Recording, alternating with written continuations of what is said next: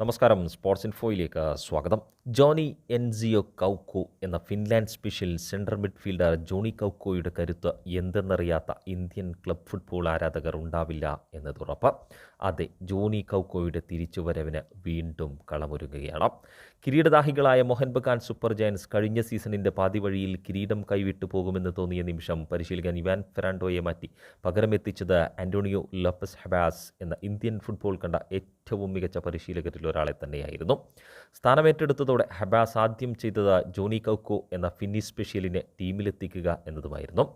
Finland youth തലം മുതൽ ദേശീയ ടീമിനൊപ്പമുള്ള പരിചയവും ഫിൻലാൻഡ്, ജർമ്മനി, ഡെൻമാർക്ക് തുടങ്ങിയ രാജ്യങ്ങളിലെ ക്ലബ് ഫുട്ബോൾ പരിചയവും ഒക്കെ കൈമുതലാക്കിയ കൗക്കോയെ സീസണിൻ്റെ പാതിവഴിയിൽ ഹ്യൂഗോ ബോമസിന് പകരക്കാരനായി രജിസ്റ്റർ ചെയ്തായിരുന്നു ഹബാസ് ഒരുങ്ങിയതെങ്കിൽ ആ ഒരുക്കം വെറുതെയുമായില്ല.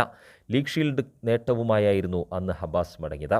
എന്നാൽ ഇന്ത്യൻ ഫുട്ബോളിൻ്റെ പുതിയ സീസണിലേക്ക് വരുമ്പോൾ മോഹൻ ബഗാൻ സൂപ്പർ ജയൻസിനൊപ്പം ഹബാസിനോ കൗക്കോയ്ക്കോ സ്ഥാനമുണ്ടായില്ല എങ്കിൽ ഹബാസിനെ I League club Inter Kashi വലിയ സ്വപ്നങ്ങളുമായി തന്നെ സ്വന്തമാക്കിയിരിക്കുന്നു.